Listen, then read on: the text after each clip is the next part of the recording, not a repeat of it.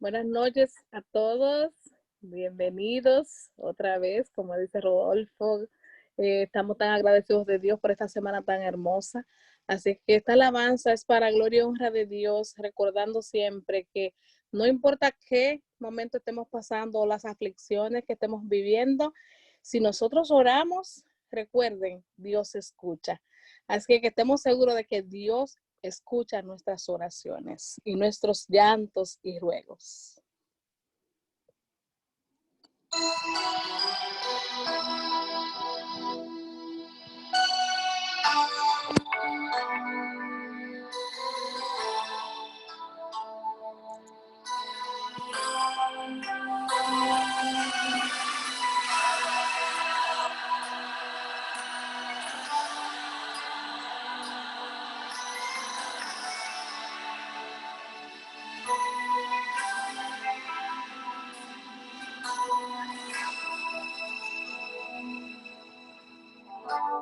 Sé que lloraste y que sufriste mucho tiempo esperar, precisando una respuesta.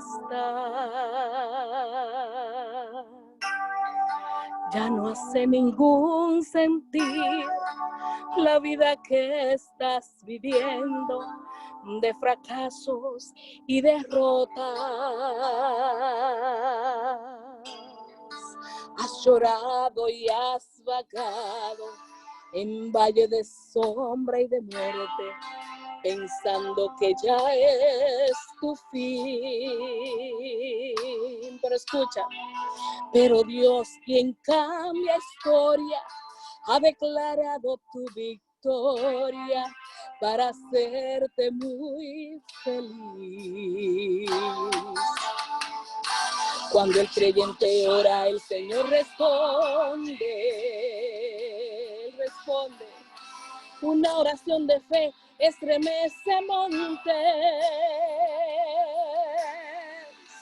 Y cuando tú le clamas, el Señor atiende. Pues tiene gran valor la lágrima del creyente.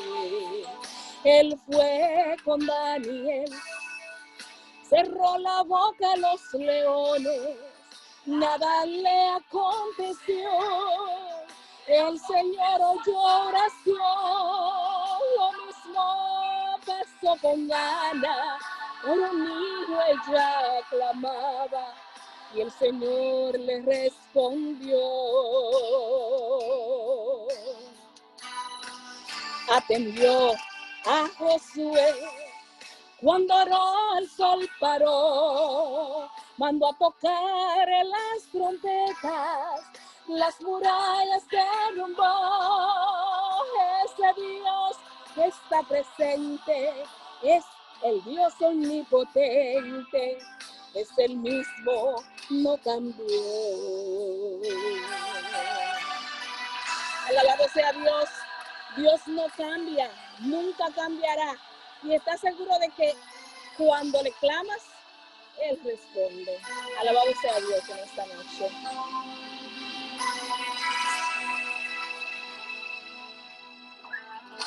Cuando el creyente ora, el Señor responde.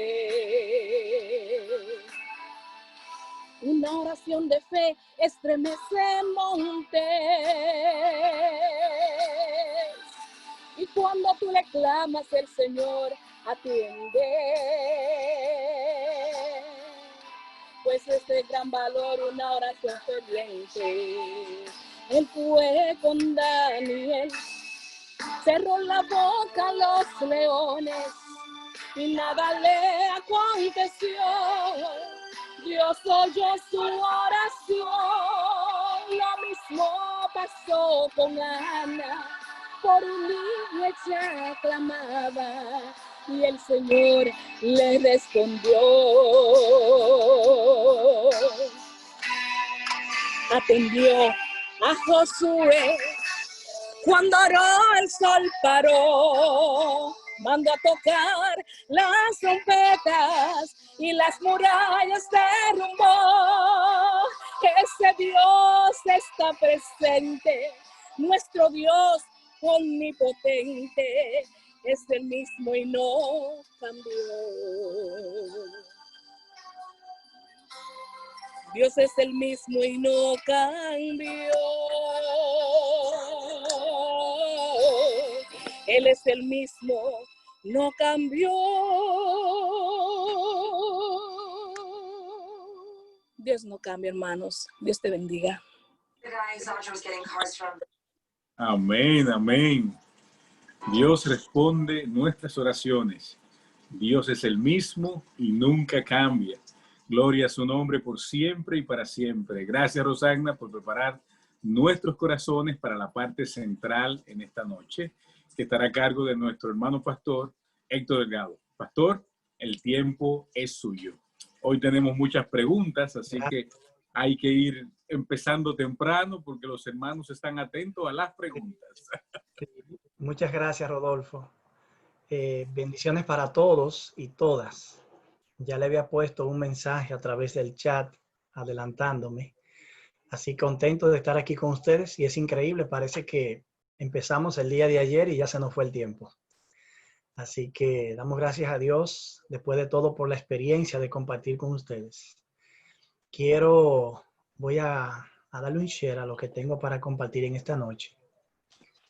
Y como cada día vamos a tener, o como ayer lo hicimos, una oración para que podamos compartir algunos tópicos del capítulo 12 y entonces vamos a pasar a las preguntas. Ojalá yo pueda hacerlo en menos tiempo del que tengo pautado ojalá podamos interactuar una media hora, hablar y compartir juntos. Quiero invitarles que inclinemos el rostro para orar. Oremos.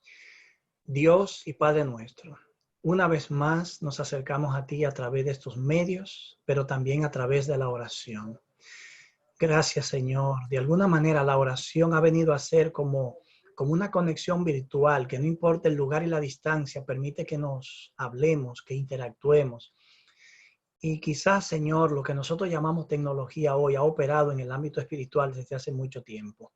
Vemos que la tecnología permite lograr algunas cosas que solo se pueden lograr a través de la oración, poder hablar contigo, no importa el lugar donde estemos. Sé que tú escuchas nuestras oraciones y quiero pedirte, Señor, que en esta noche, que es nuestra última intervención, si hay algo que no se dijo y que es necesario, tú lo pongas en mi mente, en mis labios.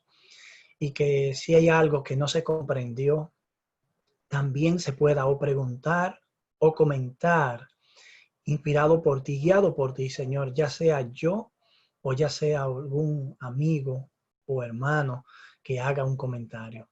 Te ruego, Señor, para que tu Espíritu Santo nos inquiete y lo que hemos aprendido solamente sea el comienzo de una aventura de crecimiento espiritual y de aprendizaje de tu palabra, que nos lleve, Señor, de pie al reino de los cielos. Ayúdanos a tener paz, a tener este momento de concentración para el estudio de tu palabra y obtener en ella la fuerza para continuar enfrentando los desafíos del día a día. Oramos en el dulce nombre de Jesús. Amén, amén, amén. Bueno, en el día de ayer estuvimos conectando todos los aspectos proféticos básicos del capítulo 2 con el 7, del 7 con el 8, del 8 con el 11. Vimos que el capítulo 2 y el 7 empiezan con el reino de Babilonia, pero que el capítulo 8 y el 11 empiezan con el reino de Medo-Persa. Vimos que la mayoría de estos elementos proféticos encuentran su equivalente, la cabeza de oro en el león con alas, los brazos y pecho de plata con el oso, y en el capítulo 8 con el carnero de 2 cuernos. Vimos que en el capítulo 2 Roma es el hierro, y en el capítulo 7 es la bestia indescriptible. Vimos en el capítulo 8 que es el cuerno pequeño en sus ataques horizontales, en sus conquistas políticas y militares horizontales.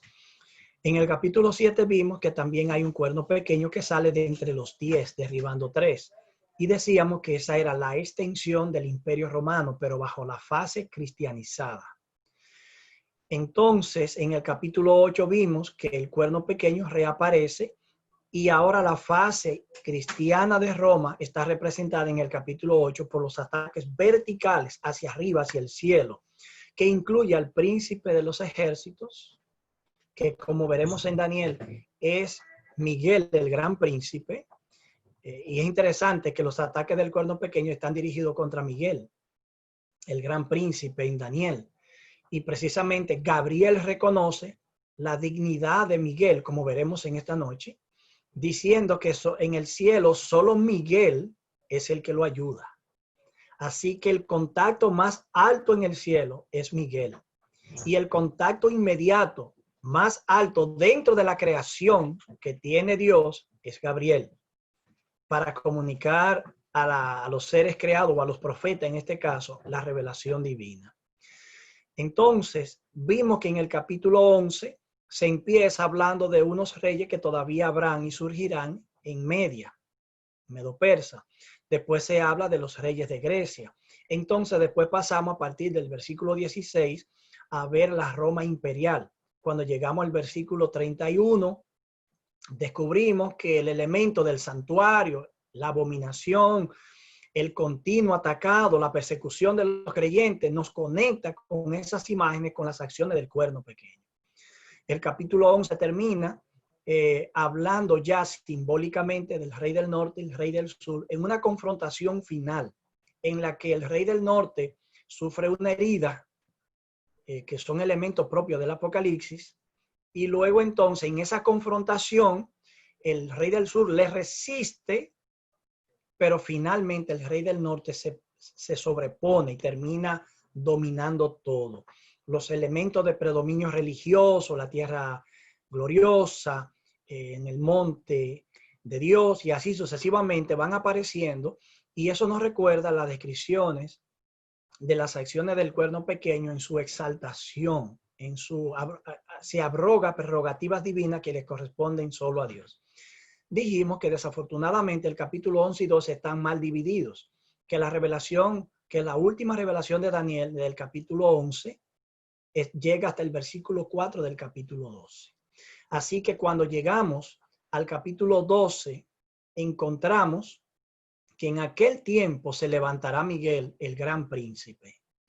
Es interesante que Miguel se levanta.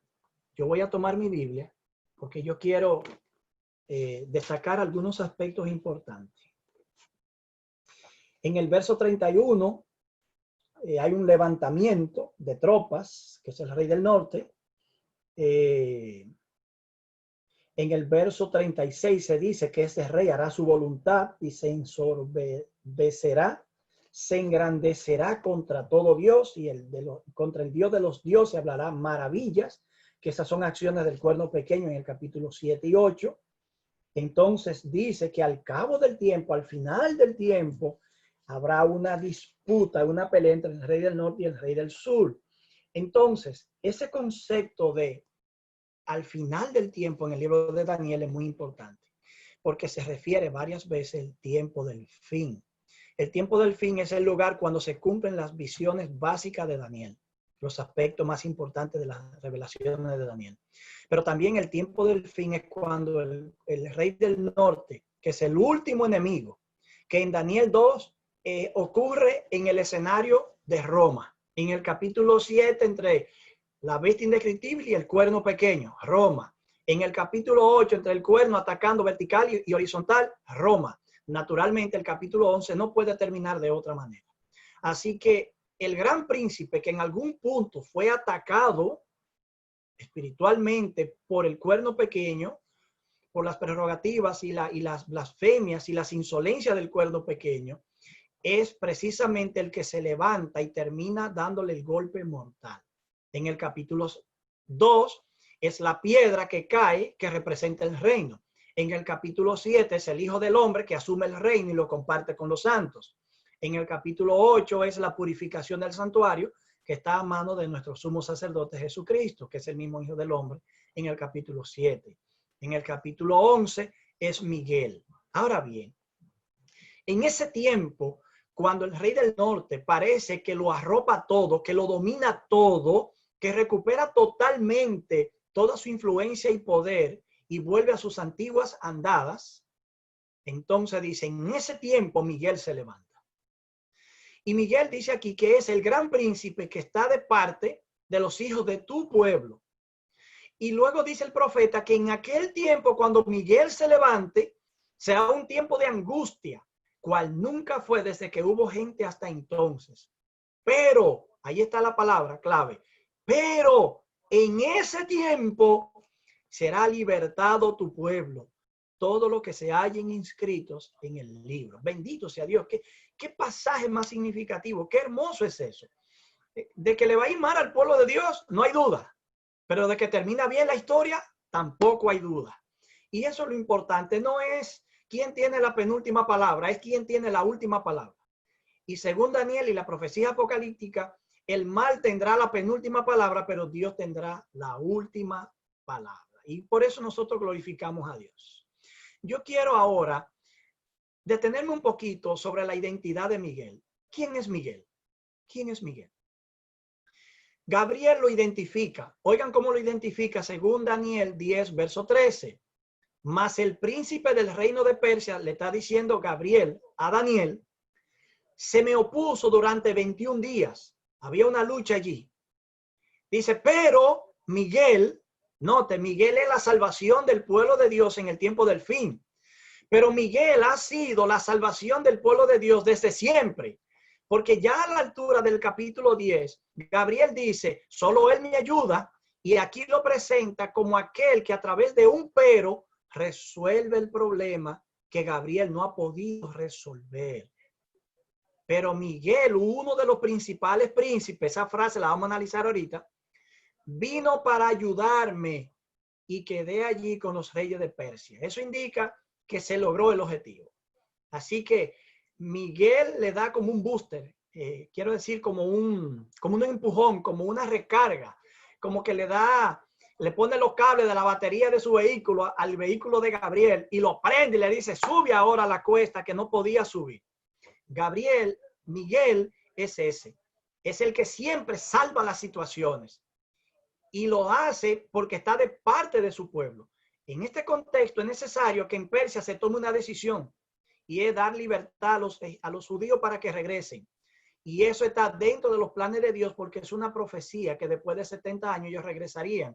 Por lo tanto, Miguel, que está de parte de su pueblo, también aquí está procurando que se cumpla su objetivo. Aquí hay otra buena lección para todos nosotros. No importa cuán severa sea la lucha. No importa cuán ruda sea la batalla. No importa cuánto parezca que perderemos la guerra. Al fin y al cabo, Miguel inyecta la fuerza al pueblo de Dios a través de esas inteligencias celestiales angelicales para que la victoria finalmente sea ganada. No importa cuán poderoso sea Satanás, no importa cuán poderoso sea el cuerno pequeño, no importa cómo se unan todos los reyes de la tierra. Miguel, el gran príncipe de los ejércitos de Jehová, nunca ha perdido una guerra como esta. Así que el Señor triunfará. Y esta es una realidad. Ahora bien, yo quiero que veamos esa frase. Según esta versión, uno de los principales príncipes. Yo quiero que la veamos en diferentes versiones de la Biblia. Denme un segundito para ver si en el chat hay algo para mí.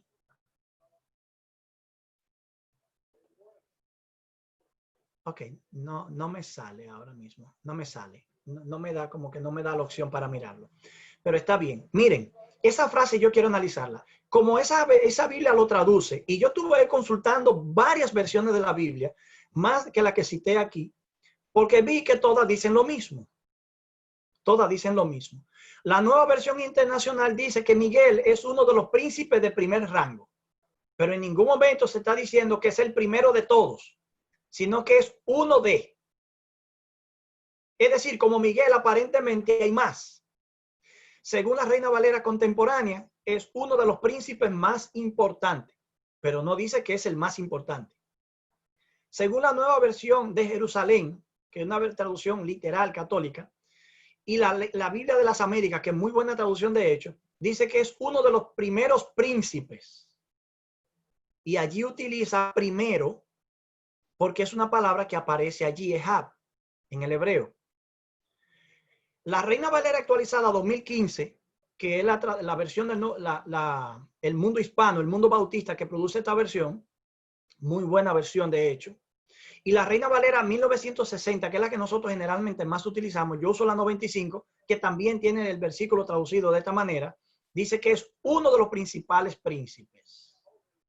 Pero yo quiero que ustedes quiero que vayamos a este pasaje en Josué, que seguro es conocido por ustedes. El príncipe de los ejércitos de Jehová es Miguel, según Daniel. Y es el que está de parte de su pueblo y es el que logra que las victorias se ganen. Josué tenía la orden de conquistar a Jericó. Y en el contexto de la conquista, ahí previo a la conquista, Josué, dando una vuelta, se encuentra con un personaje deslumbrante. El relato muestra que José es un hombre valiente, porque aunque lo vio deslumbrante, ustedes van a ver cómo interactuó con él. Dice, aconteció que estando Josué cerca de Jericó, alzó los ojos y vio a un hombre, las versiones antiguas dicen un varón, que estaba delante de él, con una espada desenvainada en su mano. Un hombre que está en guerra, de pronto ve a alguien enfrente con una espada desenvainada. Dice, Josué se le acerca, óigame bien, y le dice, ¿eres tú de lo nuestro o de nuestros enemigos? En otras palabras, si no eres de lo nuestro, aquí se va a pelear. No, respondió él, sino que he venido como que príncipe del ejército de Jehová. No dice como Miguel, pero bien pudo decir como Miguel. Pero si el príncipe del ejército de Jehová es uno de tantos, entonces este no es Miguel. Puede que no sea Miguel. Pero si Miguel es el principal de los principales, entonces este es Miguel. Y esa es la propuesta que yo le tengo a ustedes. Que Miguel no es uno entre muchos, sino que es el primero entre todos. Porque Miguel no es un ángel. Óigame bien, aunque se presenta como un ángel, realmente Miguel no es un ángel. Aquí, este personaje se le autodefine como el príncipe del ejército de Jehová. Y ese es el que es, así es que se define Miguel en Daniel. Ahora, noten que este ser, que de pronto parece un ángel, realmente no es un ser creado. Mírenlo aquí. En los mismos versículos más adelante sigue diciendo, entonces Josué, postrándose en tierra sobre su rostro, ¿qué hizo? Lo adoró y le dijo, ¿qué dice mi señor a su siervo? Y el príncipe del ejército de Jehová respondió a Josué y le dijo, ¿qué le dijo?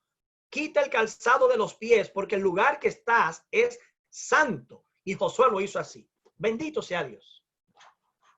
Este no es un ser cualquiera. Esa frase, quita el calzado de tus pies, ¿dónde usted lo recuerda? Éxodo capítulo 3.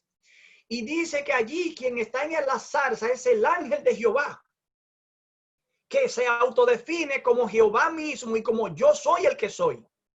Por lo tanto, el ángel de Jehová en Éxodo 3 es Cristo, bajo la figura del ángel de Jehová, en esa condición preencarnada, que en el libro de Daniel asume el nombre de Miguel y que en la literatura apocalíptica del último libro de la Biblia es Miguel con sus ángeles que luchan contra el dragón y sus ángeles.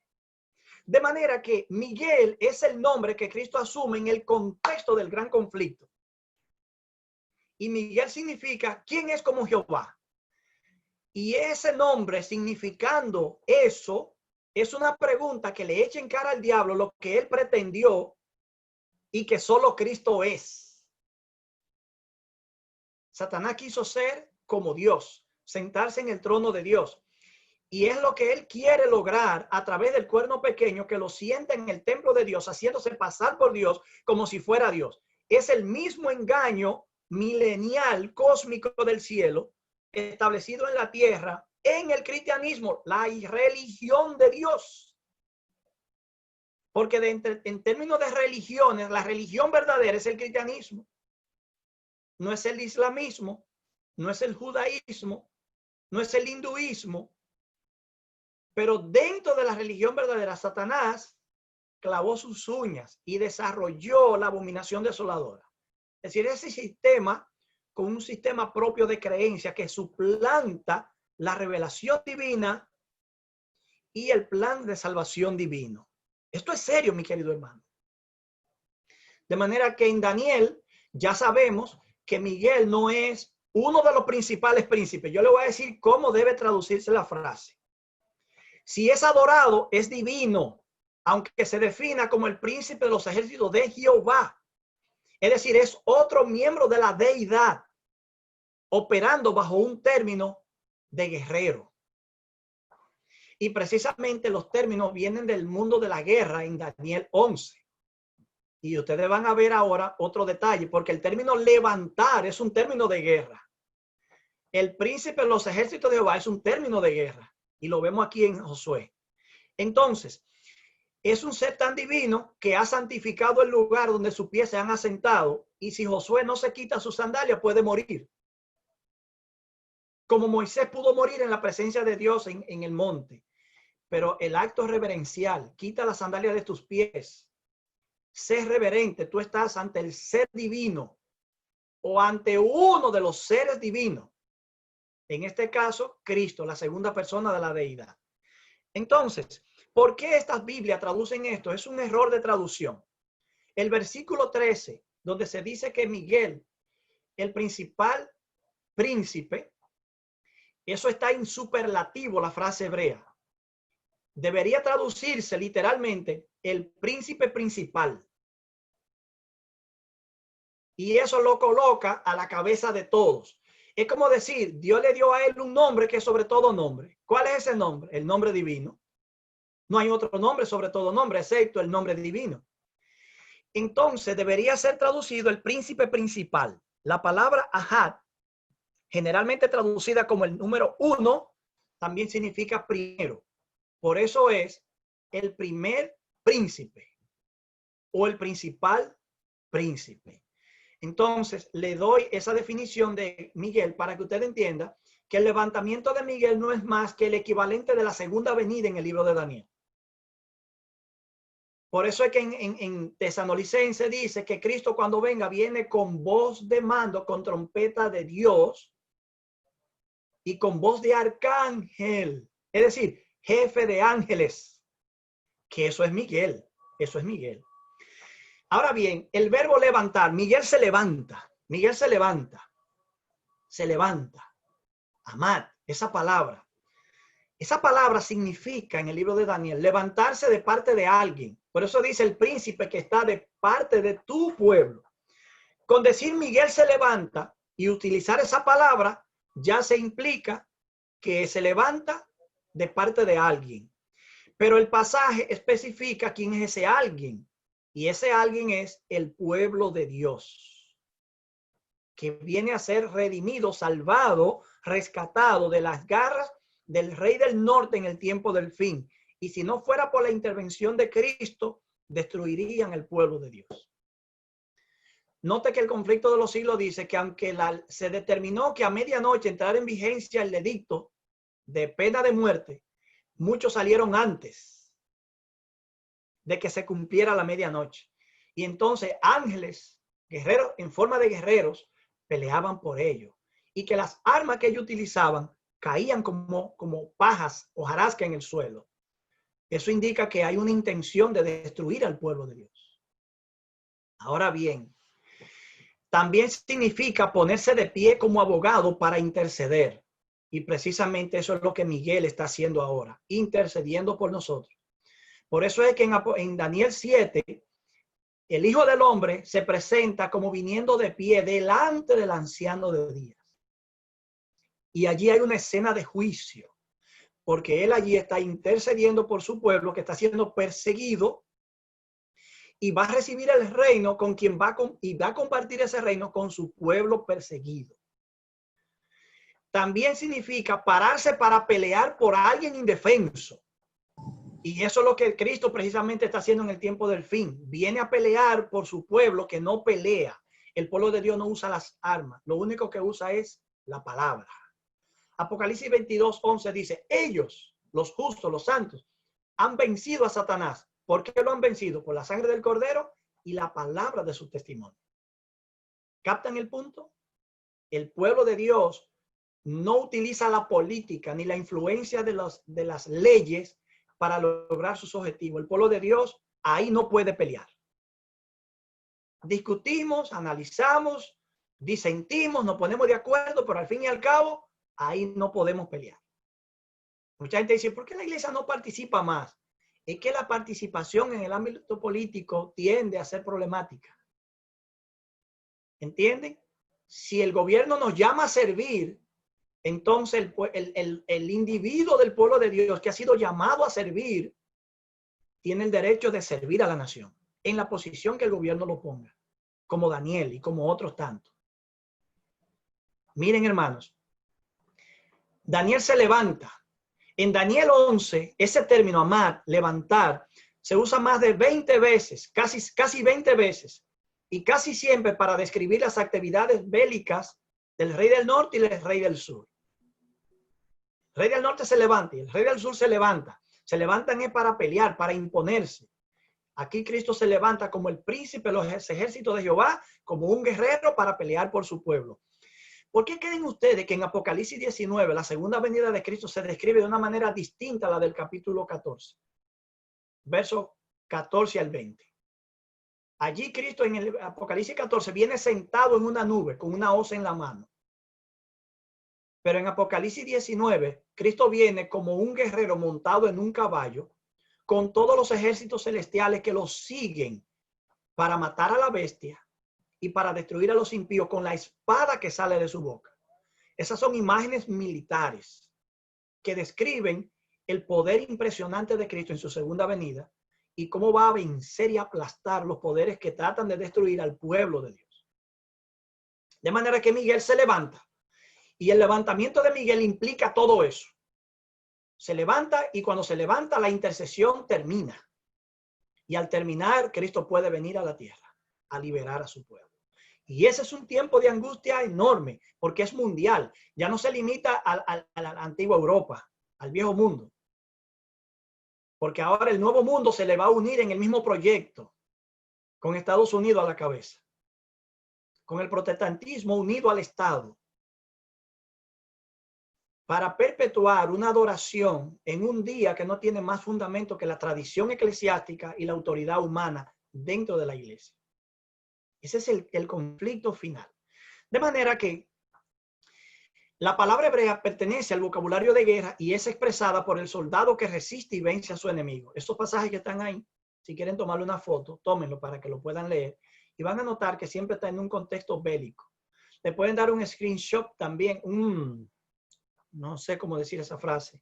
Uno ni domina totalmente el inglés y termina olvidando algún vocabulario en español.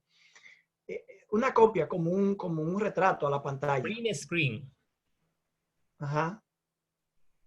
Ok, pues eso mismo. Entonces, ahí está. El papel de los justos en el tiempo del fin. Miren. Daniel no deja lugar a dudas. El pueblo de Dios en el tiempo del fin será perseguido, víctima de persecución, sí, de intolerancia, sí, de falsas calumnias, sí, lo fueron los amigos de Daniel en la primera parte. ¿Ustedes recuerdan eso el primer día? Yo le dije, Daniel y sus amigos en el capítulo, en los primeros 6 capítulos, representan la condición del pueblo de Dios en los últimos 7, en los siguientes capítulos. Así como Daniel y sus amigos fueron víctimas de atropellos, intolerancia religiosa, intentos de destrucción en la primera parte histórica del libro, así el pueblo de Dios experimenta, según se revela claramente en los últimos capítulos, la misma situación. Diferente a Daniel y a sus amigos que siempre fueron librados, el pueblo de Dios no siempre es librado. Algunos del pueblo de Dios terminan muriendo. Ahora bien, pero el pueblo de Dios en Daniel no es un pueblo que está cruzado de brazos. No es una víctima pasiva. Es una comunidad de creyentes que desempeñan una función activa. En Apocalipsis 14 aparecen yendo a toda la nación, tribu, lengua y pueblo, y proclamando el mensaje. Y tienen coraje como Josué ante el enemigo. Porque dicen que el que acepte la marca de la bestia se va a enfrentar a serias consecuencias. Pero ellos saben que ellos están advirtiendo al mundo de que va a experimentar la ira divina, Pero ellos saben que al hacer eso están experimentando la ira del dragón. No es un trato cómodo. Es una situación difícil. Difícil. Pero Daniel dice, Daniel 12:3, los entendidos resplandecerán como el resplandor del firmamento. Y los que enseñan la justicia, ahí están los que proclaman el mensaje, a la multitud como las estrellas, perpetua eternidad. Yo quiero que ustedes lean conmigo antes de leer el verso 4, el capítulo 11 aquí, verso 32 y 33. Está hablando de las acciones del cuerno pequeño a partir del verso 31, pero en ese contexto, Daniel 11 dice que los justos, aunque son perseguidos y destruidos en parte, no son una víctima pasiva. No hacen resistencia con las armas en la mano, pero hacen resistencia con el mensaje que proclaman. Con lisonjas seducirá a los violadores del pacto, aquellos que se suman al engaño. Pero el pueblo que conoce a su Dios se esforzará y actuará. Bendito sea Dios. Los sabios del pueblo instruirán a muchos, pero durante algunos días caerán a espada y a fuego en cautividad y despojo. De manera que pagan un precio, pero ellos instruyen a muchos. Y Daniel en el verso 3 dice, los entendidos entenderán y resplandecen. Lo que enseñan la justicia a la multitud, esos son lo que menciona Daniel 11. Van a brillar como la estrella perpetua eternidad. De manera que ese versículo está estructurado en forma poética y la primera parte corresponde con la última parte. Los entendidos que resplandecen son los que enseñan la justicia a la multitud. Porque nota que los entendidos en la primera parte resplandecen en el firmamento y en la segunda parte como estrellas a perpetua eternidad. De manera que la estructura del pasaje habla de un tipo de persona, no de dos. Los entendidos y los que enseñan, no. Los entendidos son los que enseñan. Y por eso ambos brillan en el firmamento.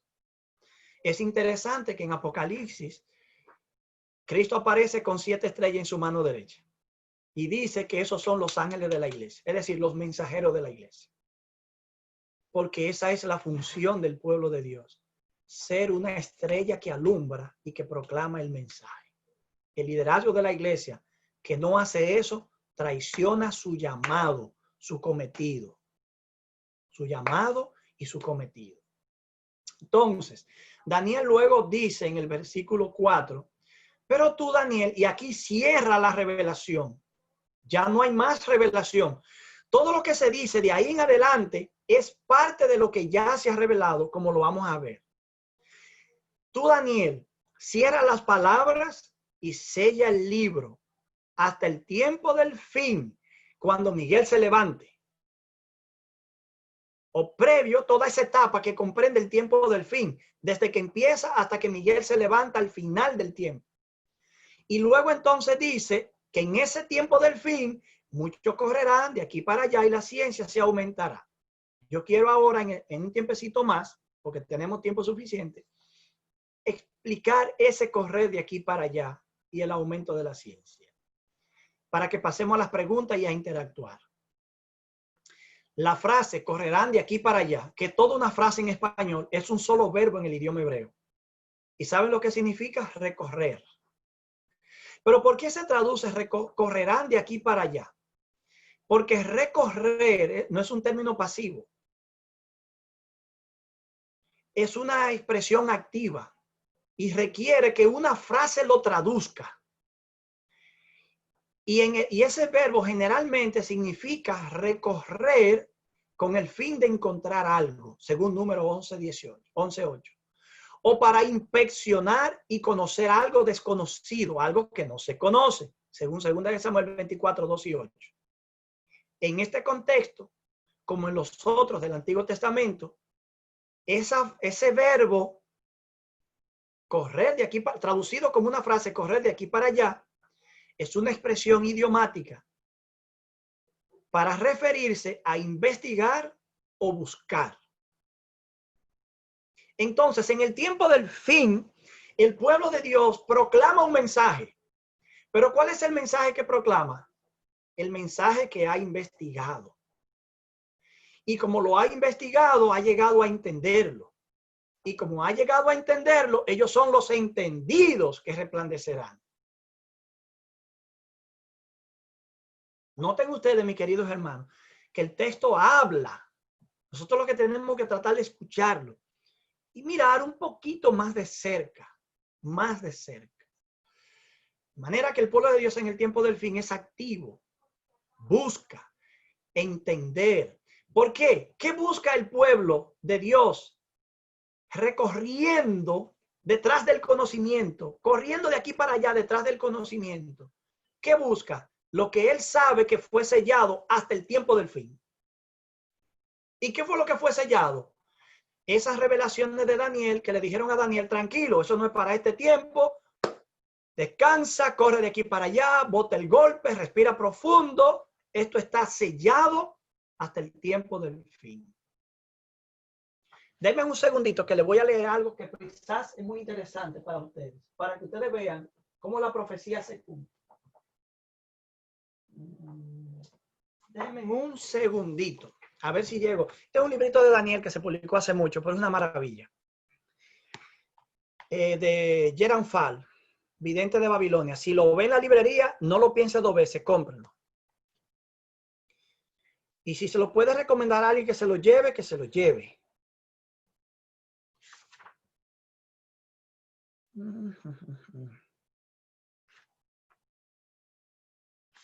Denme un segundito.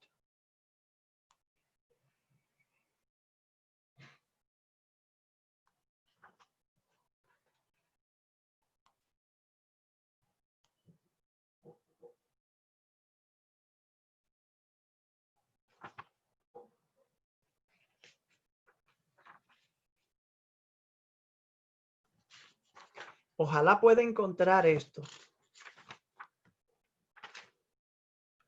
No se me desesperen, que tenemos un tiempecito. Este es un dato maravilloso que debí, pero no me llegó a la mente hoy en la tarde. Déjenme decirle que a mí me dio el COVID y carezco mucho de concentración a veces. Y tengo eso como secuela. A veces voy a la cocina a hacer una cosa y se me olvida. O vengo al cuarto y entro 3 veces para encontrar lo que vine a buscar. Es increíble. A veces tengo una idea y se me va.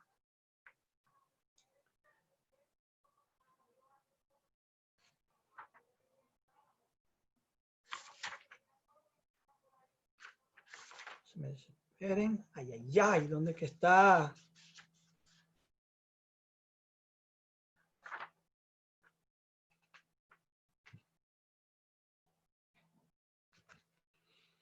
No doy con él. La cita decía la cantidad de intérpretes que desde los años previos a 1798, cuando nosotros creemos que empezó el tiempo del fin con la herida de muerte al papado, estudiaban la profecía y solamente como 10 estaban más o menos cerca. Acertaban un poquito. Después decía que después de 1798, un grupo increíble entendía la profecía de Daniel. Y todavía, previo a 1844, innumerable cantidad de estudiosos de la profecía se movieron a investigar, como Guillermo Miller, el caso de Daniel, y allí entendieron muchísimo las dimensiones de la profecía. ¡Wow! No doy con ella. Perdónenme. Entonces, en el tiempo del fin, cuando el libro fue abierto, empezó a entenderse. Y es por eso que los mileristas entendieron que, basado en Daniel 8:14, que Cristo podía venir en 1844. Aquí yo quiero llegar a ese punto para dedicarme a ustedes. Hay 3 periodos de tiempo en Daniel. Y todos ellos, hay uno que marca el tiempo del fin. Lo que Daniel llama el tiempo del fin está delimitado por 3 y medio tiempos que se mencionan allí. Tiempos y medio tiempo. Y ese periodo aparece mencionado en el capítulo 7, verso 25, dentro de la revelación. Y aparece mencionado en el verso 7, ya fuera del cierre de las revelaciones de Daniel. Capten esto ahora. Pero se mencionan fuera de la revelación del tiempo de Daniel 2 periodos más, que parece ser que se está dando a conocer algo nuevo.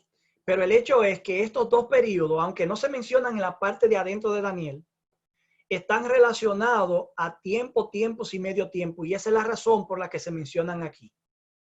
Yo quiero tomar Daniel 12. Lean conmigo, por favor, allí. Vayan a subirla rápidamente.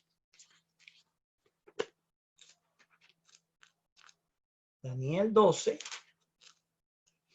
Y ustedes van a ver que Daniel no entendía.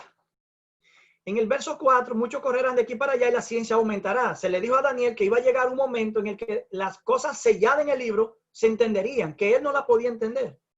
Dice Daniel en el verso 5, yo Daniel miré y vi a otros que estaban de pie, uno al lado del río y otro al otro lado. Y uno dijo al varón vestido de lino que estaba sobre las aguas, ¿cuándo será el fin de estas maravillas? ¿Cuáles maravillas? Estas maravillas, las maravillas protagonizadas por el rey del norte. Oí un varón vestido de lino que estaba sobre las aguas del río, el cual alzó su mano derecha y su mano izquierda al cielo y emitió un juramento. Oigan lo que dijo en el juramento. Que será por un tiempo, tiempos y la mitad de un tiempo. ¿De qué está hablando? De las acciones del cuerno pequeño. Que en el capítulo 11 es el rey del norte. Por lo menos en los últimos versículos, 40 al 45. Y en el capítulo 7 vimos que el cuerno pequeño dominaría por tiempo, tiempos y la mitad de un tiempo. De manera que esas son las maravillas. Las maravillas son las acciones insolentes y blasfemas del rey del norte, que es el mismo cuerno pequeño del capítulo 7 y capítulo 8. Ahora, ¿cuándo terminan esas cosas maravillosas, pero en sentido negativo? Cuando termine tiempo, tiempos y la mitad de un tiempo. Entonces, ¿cuándo termina esa profecía? En el año que el papado recibió una herida que le quitó toda su influencia política en el mundo, 1798. Entonces, 1798 en la teología adventista implica el comienzo del fin, del tiempo del fin, del tiempo del fin. Ahora, el fin del tiempo son los periodos proféticos. Pero el tiempo del fin, ya el último tiempo que va a vivir la humanidad, comenzó a correr desde 1798. Ustedes recuerdan que en 1755 se produjo el gran terremoto. Cuando se produjo el gran terremoto, la gente lo vio como una señal del fin del tiempo. Cuando el papado recibió su herida, nadie creía que un poder como ese podía ser dañado de esa manera. Dijeron, oye, pero el mundo se está acabando. Cuando en 1833, 1830 y 1780, perdón, 1755 el terremoto, 1780 el oscurecimiento del sol, ayúdenme, y la caída de las estrellas, ¿en qué año fue? 1755, ¿verdad? ¿Sí? ¿Estamos ahí? Ok. Todas esas señales van apareciendo. En 1798, la herida del papado. 1833, la lluvia de meteoritos. ¿Qué creen ustedes que entendieron los que estaban estudiando a Daniel y las profecías bíblicas? El mundo está llegando a su final. El tiempo del fin está sobre nosotros. O sea, fueron las señales que Dios envió para despertar la conciencia de su pueblo y para mover al estudio de la profecía de Daniel. Ahora bien, dice Daniel en el verso 8 que él escuchó pero no entendió. Y entonces él dijo, Señor mío, ¿cuál será el fin de estas cosas? Entonces, como Daniel insistió, ya se había dado la respuesta y ya se había explicado en el capítulo 7, a Daniel se le dijo, anda Daniel, estas palabras están cerradas,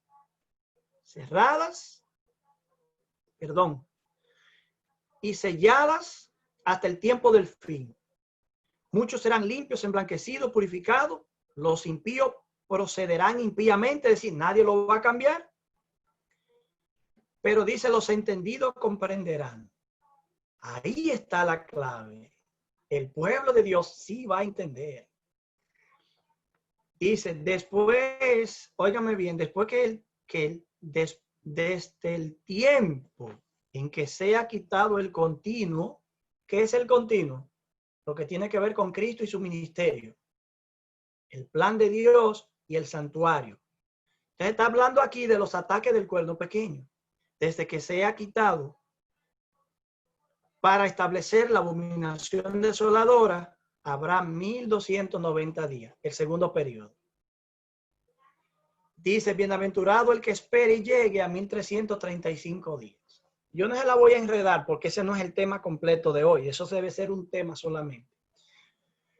Noten que los 3 tiempos y medio o 1260 años, días, 1260 días, que son años, están conectados con el predominio del papado. En 1798 terminan. Pero a Daniel se le dijo cuando preguntó, date tranquilo Daniel, date tranquilo.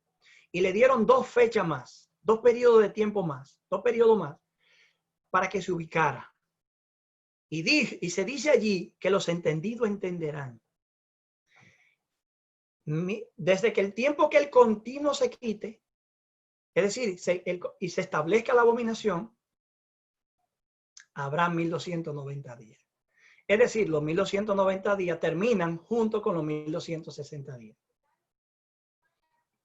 ¿Por qué retroceden al 508? ¿Qué pasó en el 508, que es la fecha para el inicio de este periodo? Bueno, en el 508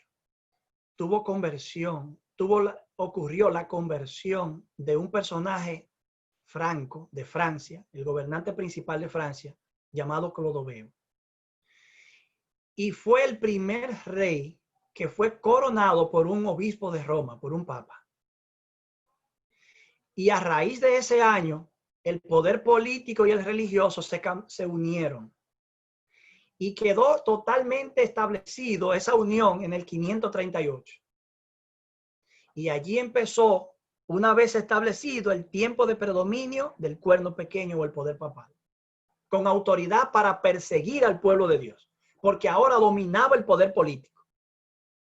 Pero ese poder político empezó a unirse gradualmente para llegar a ese punto de predominio, de dominio total, en el 508.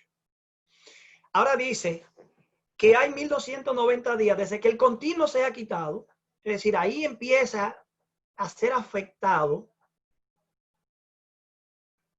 y hasta que se establece, hasta que termine el establecimiento.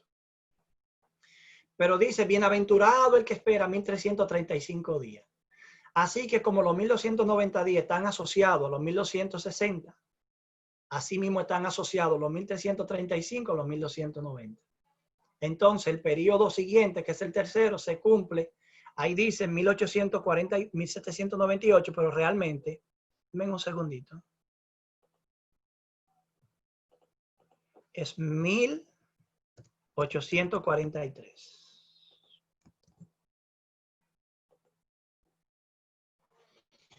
¿Qué ocurrió en 1843? ¿Qué estaba ocurriendo? El movimiento milerista. Estaba ya surgiendo el pueblo de Dios. Los entendidos que iban a entender las profecías de Daniel. ¿Sabían ustedes que nosotros estamos totalmente solos en la interpretación profética cuando decimos que estos eventos son así? Y que el cuerno pequeño es el papado. Estamos solos. O no entendemos nada como todos los demás, o somos los únicos que están entendiendo. Estamos solos. Eso es un desafío tremendo. La presión mundial es dura a nivel académico, porque toda esa erudición se mueve contra nuestro entendimiento. Es una batalla titánica. Entonces, 1260 años, del 538 a 1798, es el tiempo cuando el papado predomina. En el 508, con la conversión de Clodoveo, el primer rey investido de autoridad para gobernar por un papa, empieza la unión de la iglesia y el Estado, que se concretiza más adelante en el 538 con un edicto de un emperador romano. Y ahí empieza el periodo de los 1290 días. termina junto. El otro que empieza en el mismo 508 termina en 1843. ¿En qué consiste la bienaventuranza? En llegar a ese tiempo cuando las señales cósmicas ya se han cumplido, la que le mencioné ahorita, y ya el pueblo de Dios está de pie, entendiendo a Daniel y preparándose para proclamar el último mensaje de amonestación al mundo. ¿Se dan cuenta, mis queridos hermanos, lo solemne que es el mensaje del libro de Daniel? Indiscutiblemente estamos ante un mensaje descomunal. Ahora, ya yo les voy a abrir a ustedes, tenemos media hora para que podamos estudiar. Quizá algunas de las preguntas vuelven a lo mismo, podemos ratificar, reformar una cosa. Yo quiero advertirle algo a ustedes para que no se dejen enredar cuando encuentren este tema más adelante. Hay personas, les voy a enseñar un libro. Ese libro. Si usted lo busca, está en PDF en internet. Solo que lo tiene que leer con cuidado. Las profecías apocalípticas de Daniel. Samuel Núñez, un doctor en teología, español, o por lo menos está en España radicado. No sé si es español. Este fue su trabajo de investigación. Aquí él propone una interpretación futura de esos periodos de tiempo. Futura. Y asimismo tenemos mucha gente, incluyendo a Gambetta y a otros predicadores itinerantes en la internet, interpretando eso para el tiempo del fin. Y está basado en una declaración de Elena de White de una carta que se le escribió a un señor llamado Hewitt, que decía que creer en el estado inconsciente, en la muerte o la mortalidad del alma, era la abominación desoladora. Oigan qué interpretación. Y que Elena de White era como profetiza Jezabel, la Jezabel de Apocalipsis. No dice la carta que él creía de los 1335 días de Daniel 12, pero en esa corta frasecita que muchos la usan para decir que Elena de White dice que están en el futuro, denme un segundito que se lo voy a leer para no decir una cosa por otra. Este libro también tiene el mismo nombre, La profecía apocalíptica de Daniel. No sé qué raro, no se dieron cuenta con el mismo nombre. Denme un segundito y voy a llegar aquí.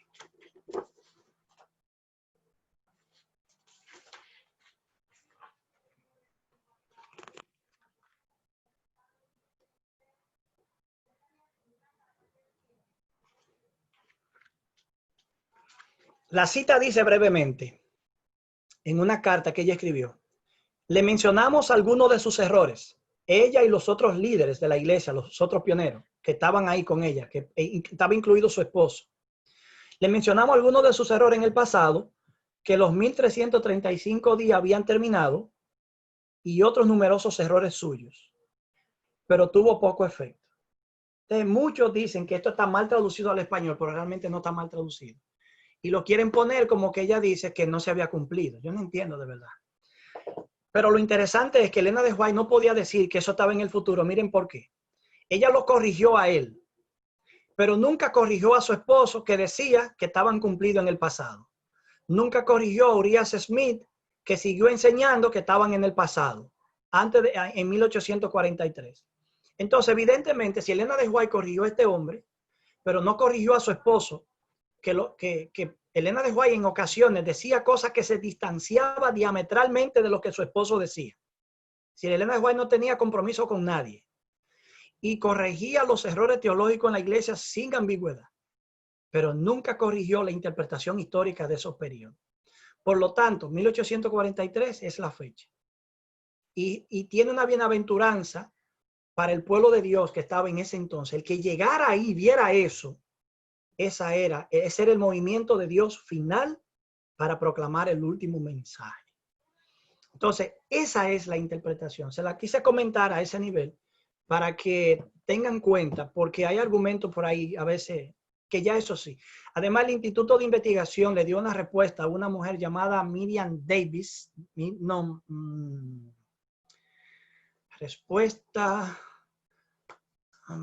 Miriam, de nombre Miriam, que mandó un comentario donde ponía esos periodos de tiempo en el futuro. Y el Instituto de Investigación tardó mucho en responderle y ella se desesperó y publicó el libro con una publicación independiente, una publicadora independiente. Pero la respuesta que le dio el Instituto de Investigación está en mi blog, Reflexiones Teológicas en Internet. Y ahí yo lo publiqué. Miriam Davis, creo que se llama. Respuesta del Instituto de Investigación a Miriam Davis. Y ahí ellos le contradicen totalmente y ratifican el cumplimiento histórico de la profecía. Por lo tanto, eso es lo más seguro que hay hasta ahora. Los que quieran profundizar eso ya tienen que hacerlo por su cuenta, avanzar en esa dirección y continuar en eso. Así que estoy abierto a ustedes, mis queridos hermanos.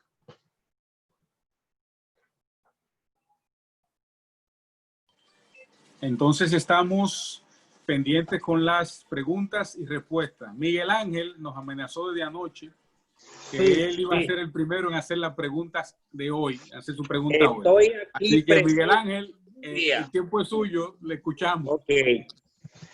Pastor. Sí. Déjeme decirle, tenemos en la iglesia adventista hombres y mujeres brillantes en lo que tiene que ver con profecía. Sí. Y lo hemos demostrado nosotros en el Zoom porque hemos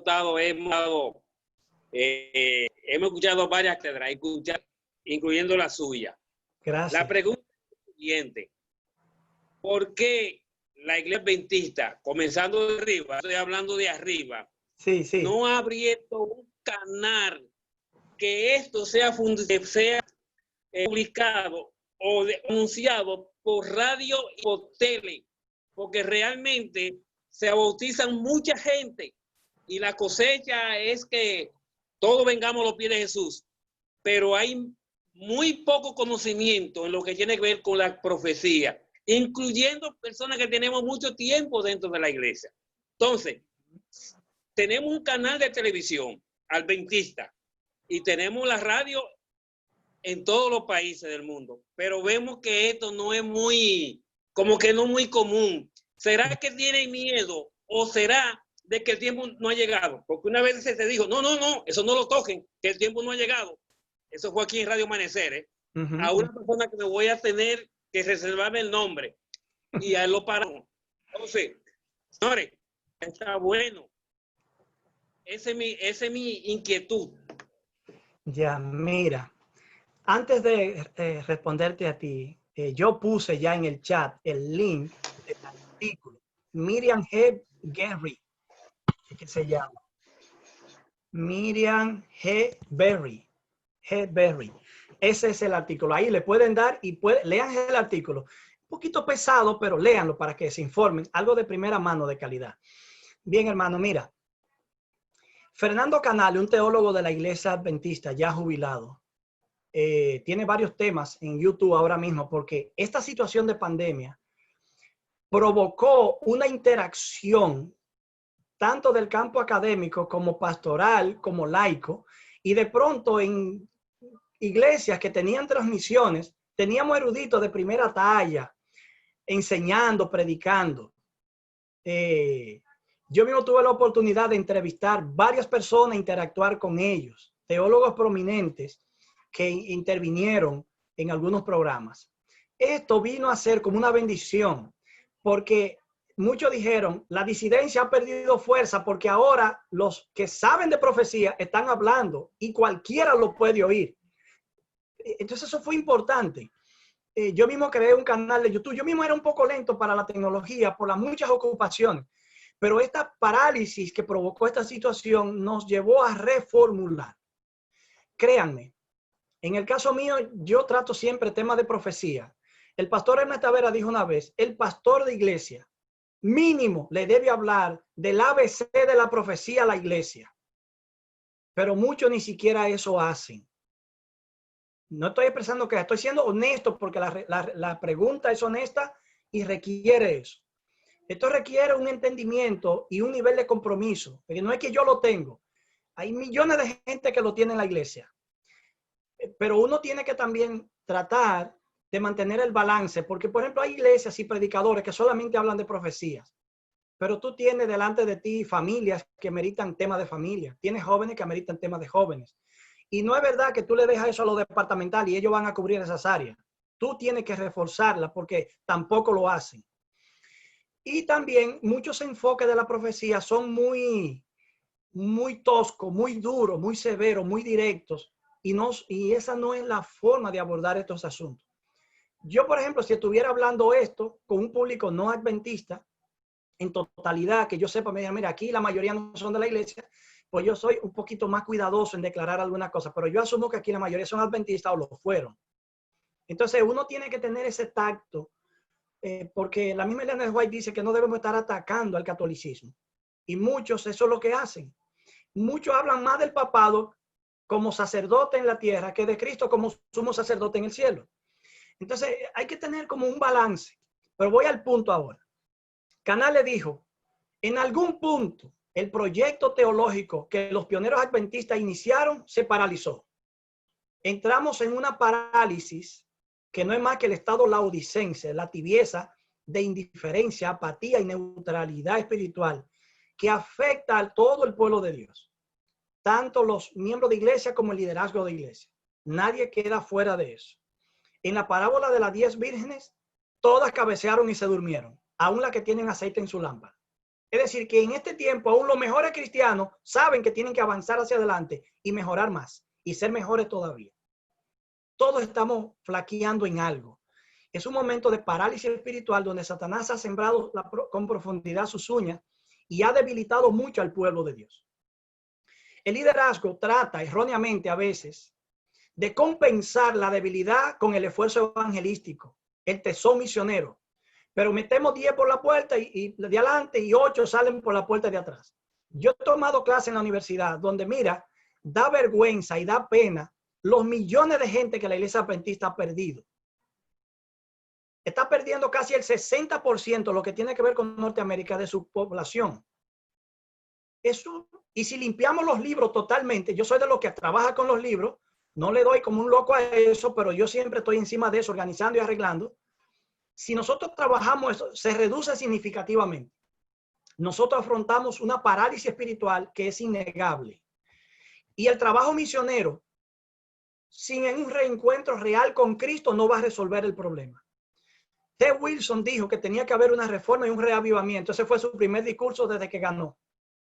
Pero 2 o 3 meses después lo que teníamos era una discusión que no se termina todavía sobre si la mujer debe ser ordenada o no al ministerio. Y con ese relajito se quedó a un lado el reavivamiento y la reforma. Es decir, Satanás ha tenido demasiado éxito dividiéndonos y poniéndonos a pelear por cosas que se pudieron haber resuelto hace décadas entre nosotros, pero no todo el mundo está de acuerdo. Entonces, también yo me imagino que para T. Wilson debe ser duro tener que ir a un congreso sabiendo que existe la posibilidad de que el pueblo de Dios se divida por tomar una decisión.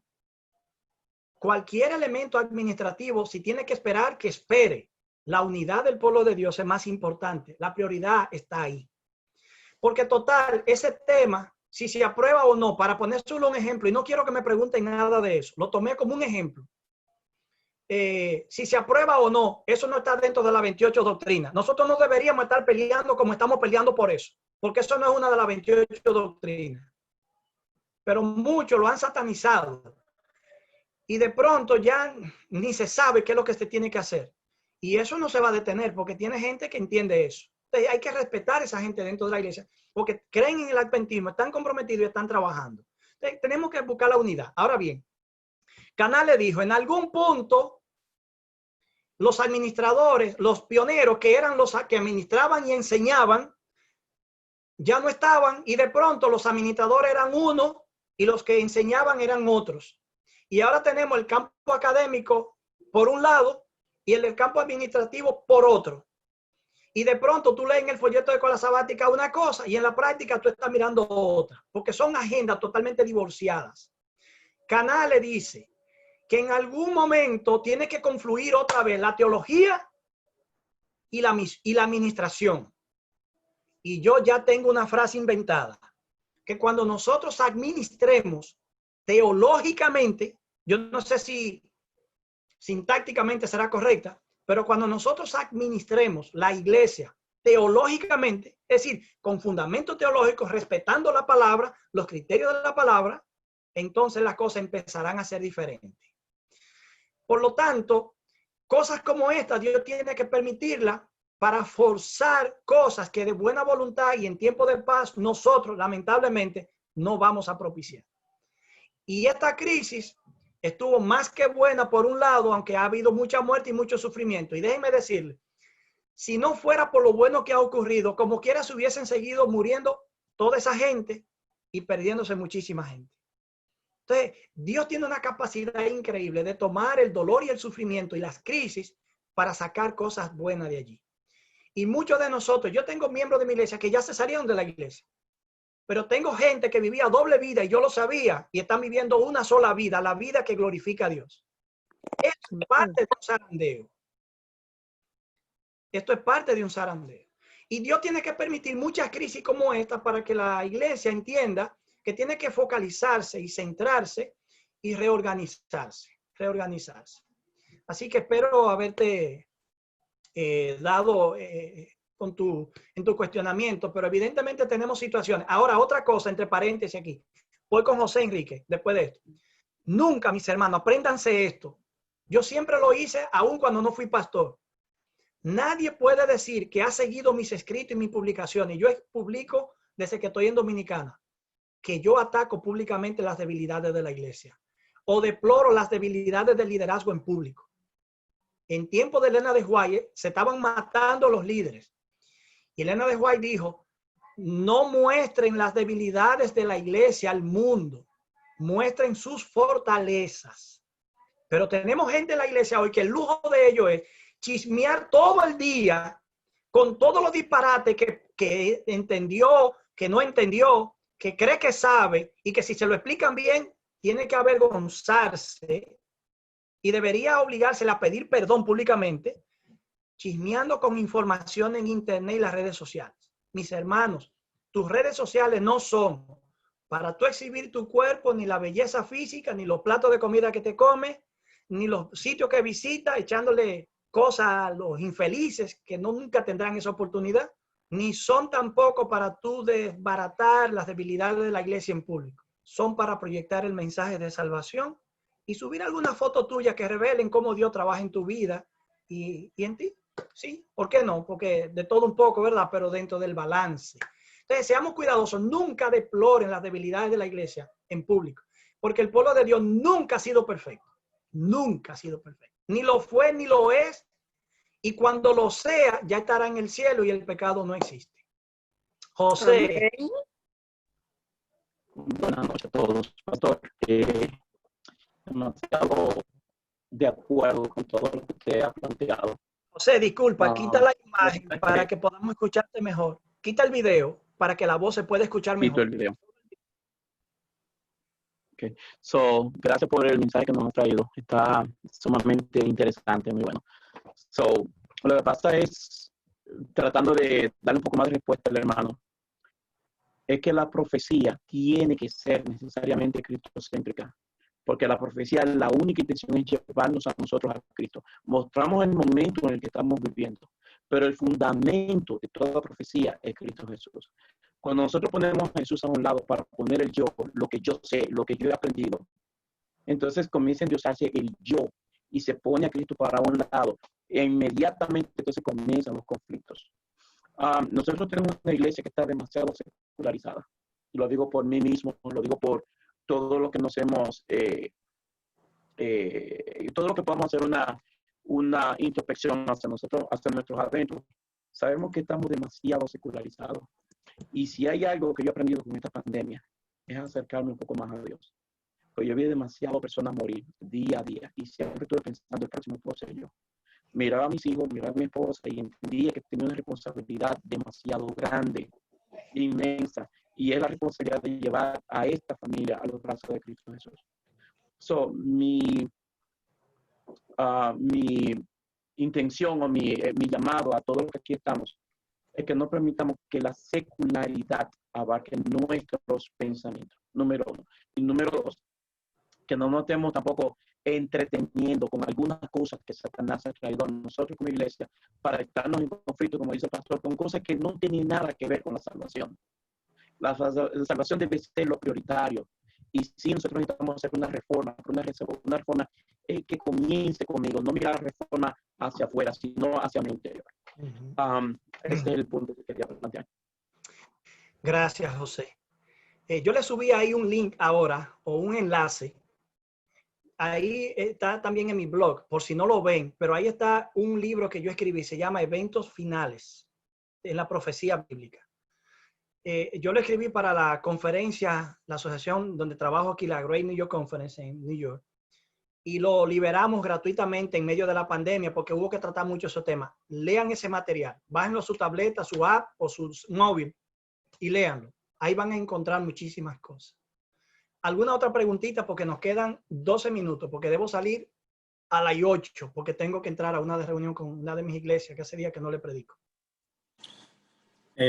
Hay una pregunta que me enviaron que dice, ¿a dónde queda el pueblo de Israel en la profecía del libro de Daniel? Ok, denme un segundo. Me imagino que es el Israel antiguo que están preguntando, ¿verdad? Sí, me imagino que es el Israel antiguo. Bueno, el chasco de Daniel y lo que no entiende, ¿saben qué es? Que él ve que van a ocurrir cosas más severas que las que ya ocurrieron y provocaron un cautiverio de 70 años. Daniel no es tonto. Daniel, como judío que sabe que 2300 tardes y mañana no es la fórmula normal de primer día, tarde fue, mañana fue día 1. Él sabe que son días simbólicos, él sabe que son años. Y Daniel ahora no entiende qué es lo que pasa, qué es lo que entonces, Daniel pregunta, ¿qué es lo que va a pasar con nosotros entonces? Que ahora en lugar de 70 años son 2300 años. Y en medio de esa lucha viene Gabriel y le explica las 70 semanas y le establece los parámetros en los cuales hay un tiempo definido para el pueblo judío. 70 semanas o 490 años están determinados para tu pueblo. Ese es el tiempo que Dios va a tratar con los judíos. O cumplen su propósito en ese periodo, o yo lo descarto y escojo a otro pueblo. Cuando Cristo vino a la tierra, forma la iglesia cristiana precisamente con ¿quiénes? Con judíos, con el remanente. Y no es sino hasta después de la muerte de Esteban, cuando se abre el escenario al mundo gentil. ¿Por qué? Porque Dios no era que no iba a incluir a los gentiles, era que la prioridad en su iglesia la tendría su pueblo escogido. Pero el mundo gentil se abrió y entra a la iglesia y se fusiona, porque cuando Cristo murió en la cruz, ¿qué hizo? Unió en un solo cuerpo los dos pueblos. Y esa diferencia étnica la destruyó. Los evangélicos, dispensacionalistas, los que creen que va a haber un rapto en el tiempo del fin, son los que insisten que Dios tiene un plan con Israel. Ese plan no existe. Esa idea le da al evangelio y a la muerte de Cristo en la cruz, a la que tanto dicen que exalta, una estocada en su propio corazón. Cuando Cristo murió en la cruz, derimió la diferencia y derribó el muro que dividía a los dos pueblos. Hizo de los dos uno solo. Y por eso es que la Biblia dice que ya no hay judío ni griego, varón ni mujer, ni hombre, ni libre ni esclavo. Todos son uno en Cristo Jesús. Y si tú tienes la fe de Cristo, eres un coheredero juntamente con Abraham el creyente. Entonces, esa realidad, ¿dónde queda el pueblo judío? Queda fusionado con el pueblo gentil en un nuevo Israel, que es el Israel espiritual. Los israelitas hoy son otra nación más dentro de toda la que hay en la tierra. ¿Cuál es el privilegio que tienen? Que recibieron mucha luz en el pasado. ¿Y qué ha pasado con ellos en el transcurso del tiempo? Créanme que han tenido buenos eruditos, como Abraham Haskell, un erudito que aportó verdades sobre el sábado maravillosa en medio de los debates actuales de sábado y domingo, y ha aportado mucho conocimiento y otro campo erudito judío también, porque ellos luchan y entienden muy bien muchas cosas de las escrituras. Y en la iglesia hay un grupo de judíos que son cristianos, adventistas, Clifford Goldstein, Jack Duncan, que son judíos convertidos al cristianismo, a la iglesia, trabajan en ese mundo y ayudan. ¿Qué pasa con el pueblo judío? Como nación, ningún papel. Como individuo, igual que cualquier otro ser humano, tiene que aceptar a Cristo, el evangelio, unirse al pueblo de Dios y proclamar la nueva verdad que tenemos para este tiempo. Hay otra pregunta que me envió una persona no adventista que dice, ¿cómo puedo presentar la ley dominical dentro de la profecía de Daniel? O sea, me imagino que quiere presentar esta parte a sus hermanos de su iglesia, porque esa persona no es adventista. ¿Cómo puedo presentar la ley dominical en la profecía del libro de Daniel? ¿O cómo puedo verla? ¿Dónde puedo verla? Ok, gracias. Mira, yo no creo que la ley dominical está en Daniel. Debe estar dentro de alguno de los escenarios del tiempo del fin, pero no, Daniel no se concentra en ese detalle. Daniel lo que sí habla en el capítulo 7 es que una de las acciones del cuerno pequeño o el sistema papal será intentar cambiar la ley de Dios y el tiempo. Y el único mandamiento dentro de la ley que tiene que ver con el tiempo es el cuarto, que tiene que ver con el sábado. Y ahí entra el domingo en contraste con el día de reposo bíblico. Quiero decirte, te voy a enseñar un librito para que si lo quieres comprar.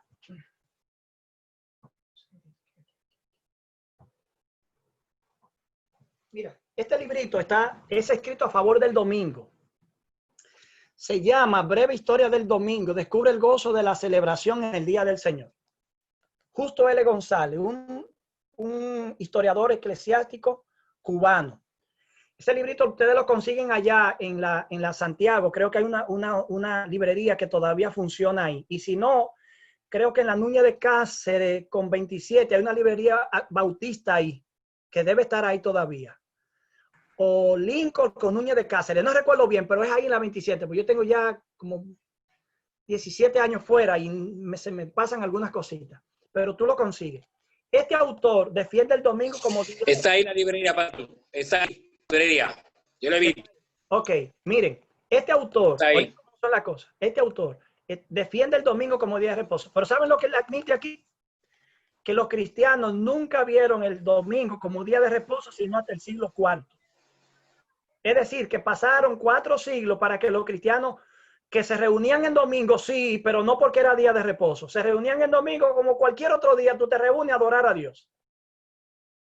Pero él dice aquí, él admite aquí que fue a partir del siglo IV, cuando se asoció por los edictos y una serie de cosas, el domingo y los edictos de la iglesia, los cánones de los concilios de la iglesia y los edictos imperiales, que el domingo llegó a ser como día de reposo. Asociado como día de reposo, lo que indica que el domingo como día de reposo no es más que una tradición eclesiástica que no tiene fundamento bíblico. Entonces, en Daniel la ley dominical no está. Eso es un tema de Apocalipsis capítulo 13. Pero es difícil explicarte ahora. Entra a mi canal de YouTube, Héctor A. Delgado, y búscate allí un tema. Yo te puedo aburrir en la predicación. Mi voz es rara, tengo una voz pobre, pero búscate ese tema.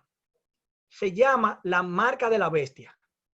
Y allí tú vas a ver el fundamento bíblico de ese tema. Y hay otro que se llama la ley dominical. Búscalo así mismo, que yo estoy con el teólogo y el doctor en teología, este señor, ¿cómo que se llama? Ronald Rojas. Con Ronald Rojas yo estoy ahí, tratando ese tema de la ley dominical. Búscate ese tema, la marca de la bestia y la ley dominical, porque ya el tiempo no permite expandir mucho. Pero en Daniel no está la ley dominical. De hecho, muchos han creído encontrar Estados Unidos en Daniel. Estados Unidos no está en Daniel. Estados Unidos es un tema de Apocalipsis. Y la ley dominical es un tema de Apocalipsis porque es una expansión de los temas que se dan en la etapa final del tiempo. Así que espero haberte ayudado en la respuesta. Gracias, pastor. Nos quedan 5 minutos. Si alguno tiene una pregunta importante, por favor, este es el momento para que culminemos agradeciéndole al pastor por estos 4 días excelentes con unos temas maravillosos que Dios lo ha iluminado para presentarnos claramente estos temas. ¿Alguna otra pregunta? ¿Están tímidos? ¿No tienen más preguntas? Oigan algo, en los minutitos que quedan les voy a decir esto. ¿Por qué yo no puedo? Muchos han dicho, esos días de Daniel se cumplieron históricamente y se van a cumplir ahora para el futuro otra vez.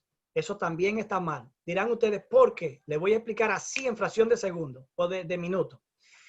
El símbolo apocalíptico, llámese las profecías de Daniel y la profecía de Apocalipsis, no tienen doble cumplimiento. Ese tipo de profecía es diferente a la profecía de Jeremías, Ezequiel, Isaías, Zacarías, porque aunque esos libros se les llama libros que tienen contenido apocalíptico, realmente ese tipo de profecía se llama profecía clásica.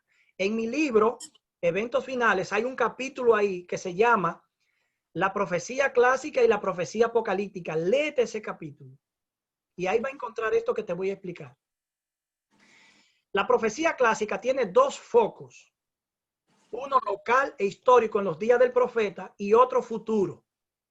Por ejemplo, cuando Ezequiel dice, el día viene, el fin viene, viene ya, no está hablando del fin del mundo.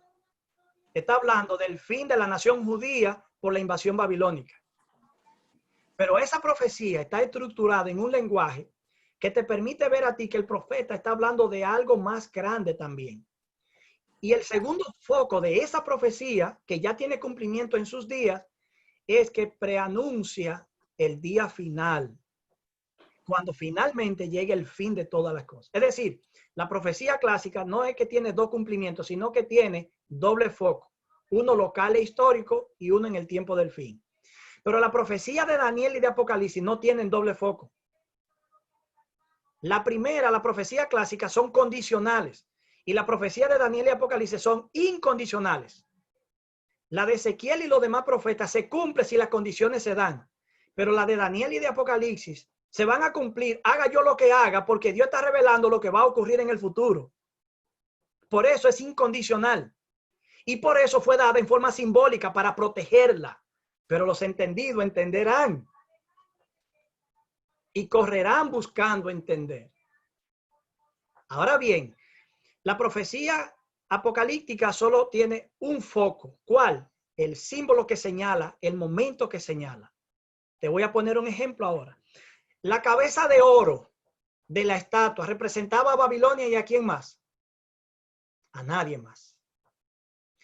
El pecho de plata y los brazos, ¿a quién representaba? A Medo-Persa. ¿Y a quién más? Y a nadie más. Así yo puedo seguir y tú me vas a decir a nadie más, a nadie más. Vámonos al capítulo 7. El león con dos alas. ¿A quién representaba? A Babilonia. ¿Y a qué otro poder? A ningún otro. El oso representaba a Medo-Persa. ¿Y a qué otro poder? A ningún otro. Asimismo, el cuerno pequeño representa el sistema papal y a ningún otro poder. Y asimismo, los días proféticos representan una realidad asociada a ese imperio y a nada más. ¿Captan el punto? Eso es sencillo, pero casi nadie sabe eso. Y por eso hacen malas interpretaciones. Es una clave y un truco que con el tiempo tú lo vas notando en el libro. Y también en las personas que escriben y aportan sobre eso. Yo quiero hacer un llamadito, me quedan 4 minutos. José, perdóname. Ok, no te escucho. Sigo. Quiero hacer un llamado a las personas que nos están escuchando. Quizás la rapidez, la brevedad del tiempo, los otros compromisos no nos dejó estar más con ustedes, pero quizás en un futuro podemos retomar un par de días. Pero yo quiero hacerle un llamado a ustedes, los que son de la iglesia. Quiero hacer un llamado a examinar su vida espiritual. Y como dice Pablo en el Nuevo Testamento, ver si ustedes están en la fe o no. Sean honestos y sinceros con Dios. Y donde ustedes vean esas debilidades y esos defectos de carácter, esas cosas que no le dejan parecer al Señor, háblenlo con Dios sin darle vuelta.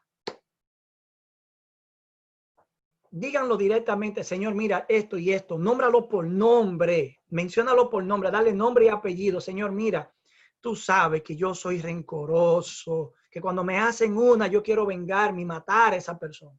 Me la aguanto, pero paso la vida entera odiándolo. Y eso es violar el mandamiento también. Tú sabes, Señor, que yo soy vanidoso, me gustan las modas, las ropas caras, pero no te doy la ofrenda que debo darte.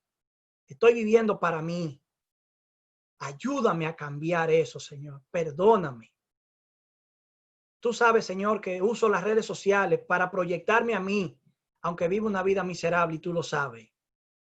La gente cree una cosa por lo que ve, pero realmente en mi corazón yo sé que no es así, que eso es una pantalla. Pero yo quiero usar las redes sociales, la voy a depurar. Donde hay una foto vieja mía, comprende de todo, la voy a sacar de ahí. Eso es un recuerdo mío, no de nadie. Pero las fotos que yo voy a subir ahí te van a proyectar a ti. Si subo una foto mía, la gente va a ver una mujer cristiana, un hombre cristiano. No un modelo que se vende o se exhibe. Mis queridos hermanos, busquemos al Señor mientras pueda ser hallado. Dejemos de ver los errores de la gente, del hermano, del líder que todos tenemos. Si usted me analiza bien a mí, me va a encontrar alguno y se va hasta avergonzar, quizás, porque yo soy un hombre pecador. Pero yo estoy en un proceso en el que estoy tratando de hacer lo que le estoy pidiendo a ustedes, de ser sincero y honesto con Dios y de vivir un día a la vez, porque es lo único que tengo de esa manera. Y yo quiero hacerte un llamado para que Rosagna haga una canción, tenga una canción. Y le quiero pedir al hermano Rodolfo que tenga una oración al final, porque yo tengo que salir. Debí entrar a las 9 con mi iglesia a un programa y no he podido entrar. Quiero hacer ese llamado y si tú no eres de la iglesia, quiero invitarte a conocer la iglesia, acercarte a la iglesia. Ven tratando de encontrar a Jesús, no seres humanos perfectos porque no lo somos. Te podemos chasquear, pero ven por el mensaje que tú percibes que nosotros tenemos. Ven por esa luz, responde a esa luz, entrégale tu corazón a esa luz, vívela y sé uno de esos entendidos que Daniel dice que va a resplandecer como una estrella a perpetua eternidad. Rosagna tiene un himno y el hermano Rodolfo va a tener una oración al final de consagración por esto. Perdónenme que no me quedo. Máximo, gracias por haber tolerado un poco de mi locura, ¿eh? Gracias a ti por estar ahí. Ya te comprometiste públicamente a volver con nosotros, así que puedes poner la fecha. Ay, ay, ay. Adelante. Saludos a Mari y a los Pastor. muchachos. Un abrazo. Bendiciones.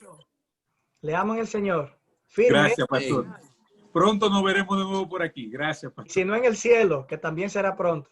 Amén. Amén. Amén. Pero más pronto por aquí, pastor. Más pronto por aquí, por esta. Sí, lo vamos a lograr. Amén. Gloria a Dios. Bye, bye. Claro.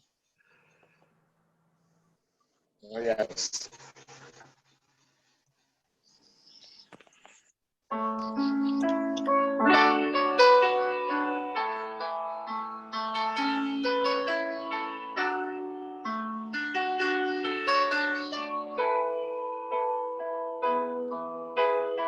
Hoy es el día aceptable, el día de salvación. Ven, acércate a Jesús, no lo postergues más, porque esperando está. Si no puedes con tu vida y algunas veces el llanto no puedes controlar, y si crees que todos te olvidaron, no llores más. Jesús no te olvidó, te quiere ayudar. Ven a Jesús, dale tu corazón. Ven, no importa tu condición. Dile pequé, pero arrepentido estoy. Perdona mis pecados, renuévame, Señor. Y si no puedes con tu vida, y algunas veces el llanto ya no puedes contener, y si crees que todos te olvidaron, no llores más. Jesús no te olvidó, te quiere ayudar. Ven a Jesús, dale tu corazón. Ven, no importa tu condición. Dile pequé, y arrepentido estoy. Perdona mis pecados, renuévame, Señor. Hermano, Jesús te dice, hoy es el día aceptable. Hoy es el día de salvación para ti. Hoy es el día de dejar nuestras cargas, nuestros pesares, nuestros pecados al pie del altar. Pide perdón al Señor, que Él está dispuesto más que a perdonarte y a recibirte como su hijo. Ven a Jesús, dale tu corazón. Ven, no importa tu condición. Dile, pequé y arrepentido estoy. Perdona mis pecados, renuévame, Señor. Te tomará en sus brazos y tus cargas llevará. Él te tomará en sus brazos y tus cargas llevará.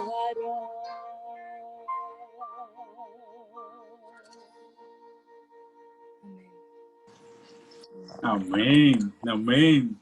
Ven a Jesús y pídele perdón por tus pecados y Él tus cargas llevará.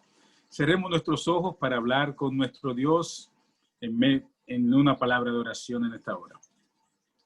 Gracias, oh Dios, por la oportunidad que nos diste de estar compartiendo con el pastor Delgado en estos 4 días, entendiendo más sobre el libro de Daniel. Queremos que estés con nosotros y nos ayudes a entender, a repasar estos temas, a buscar más información, a acercarnos más a ti y a tu divina palabra. Una vez más, estamos felices de que nos das la oportunidad de compartir con nuestros hermanos y amigos, de recibir tantas bendiciones a pesar de que no merecemos ellas. También queremos, oh Dios, pedirte que nos perdones en nuestros pecados y nuestras faltas. Queremos hacer tu voluntad. A veces fallamos, a veces flaqueamos, pero queremos que tú nos dirijas cada día, que pongas en nosotros el querer como el hacer para acercarnos más a ti. Sabemos que esto es una cuestión de vida o muerte, de vida eterna o de muerte eterna. Y por eso no confiamos en nuestras propias fuerzas, oh Dios, sino en las tuyas. Confiamos en tu perdón, tu gracia y tu misericordia para acercarnos más a ti cada día. Bendice al pastor Delgado. Ayúdalo a ser un ente espiritual para cada uno de los que le escuchan cada día. Bendice a Rosana con su talento, su voz maravillosa, que nos siga tú siguiendo tocando nuestros corazones a través de su música. Bendice a cada uno de los que están aquí presentes en esta noche y ayúdanos a mañana a estar aquí alabando y glorificando tu nombre una vez más y acercándonos más a ti. Gracias porque eres un Dios de amor, bueno e infinita misericordia para con nosotros. Ayúdanos a ser mejores en tu causa cada día. En el nombre de tu Hijo amado Jesús pedimos. Amén, Señor. Amén.